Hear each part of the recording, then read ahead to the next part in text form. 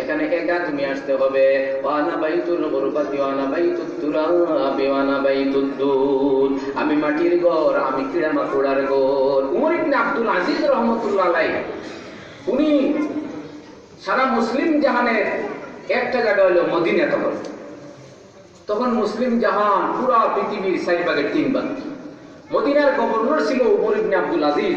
বাদশাহ আব্দুল মালিক ইবনে মারওয়ানের জামাই দামান, আবার বাতিজাও। তো ওইদিকে উমর ইবনে আব্দুল আজিজ, উনার আব্বা আব্দুল আজিজ ছিল মিশরের গভর্নর, আর উমর হচ্ছে মদিনার গভর্নর।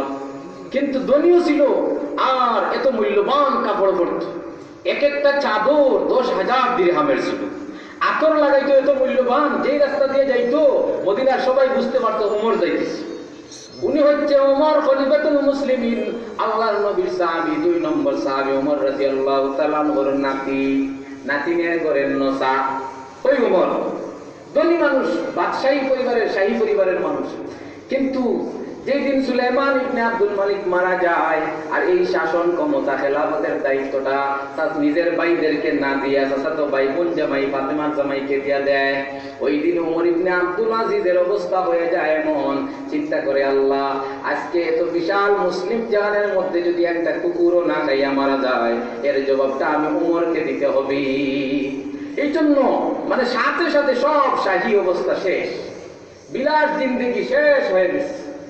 जिसमें शाही आज गुदड़ी पूछ है, जिसमें शाही आज गुदड़ी पूछ है, जाहे शाही फकर में रूपूश है। फकर की लज्जत से वाकिफ हो गई, जाने सुल्तान जाने आरिफ हो गई, जाने सुल्तान जाने आरिफ हो गई। आज देखो शाही पोशाक আর নাই।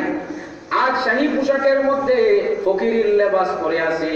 আজ দুনিয়ার সমস্ত ফকির ধন সম্পদ ছাড়িয়া ফকিরের পিছনে ছুটছে, কারণ ফকিরের মধ্যে যেই স্বাদ আছে, এই স্বাদটা ওমর ইবনে আব্দুল আজিজ বুঝে ফেলেছে। জানে সুলতান জানে আরিফ হো গই, জানে সুলতান জানে আরিফ হো গই। আজ বাদশার জান আরিফ আউলিয়া কেরামের জান হয়ে গেছে। সুবহানাল্লাহ। ওই স্ত্রীকে বলে যে তুমি তো আব্দুল মালিক ইবনে মারওয়ান, বাদশার ছেলে, আবার বাদশার বোন, তুমি যদি আমার ঘরে থাকতে চাও, আজ আমি বাদশা হয়ে গেছি, সব ফেলে দিছি, সব পোশাক আমি আল্লাহর রাস্তায় দান করে দিছি, একটা মাত্র পোশাক রাখছি, তুমি তোমার গলার হার যদি বাইতুল মালে না দিবি, তোমার যত ধন সম্পদ আছে, তুমি আমার স্ত্রী হইয়া তোমার সমস্ত ধন সম্পদ যদি বাইতুল মালে না দাও, তাহলে তোমার বাপের বাড়ি চলে যাও। ওনার নাম ছিল ফাতেমা, ওনার বাবাও বড় আলিম ছিল, মুফতি ছিল, আবার যদিও বাদশা ছিল আব্দুল মালিক ইবনে মারওয়ান, কিন্তু আব্দুল মালিক ইবনে মারওয়ানের মেয়ে হইয়াও, বাদশার মেয়ে হইয়াও এতগুলা ভাই, ওলিদ, ইয়াজিদ, কতগুলা সুলাইমান, সব বাদশা, কিন্তু ওই পরিবারের মানুষ হইয়াও স্বামীর সঙ্গ ছাড়ে নেয়। সুবহানাল্লাহ। কারণ স্বামী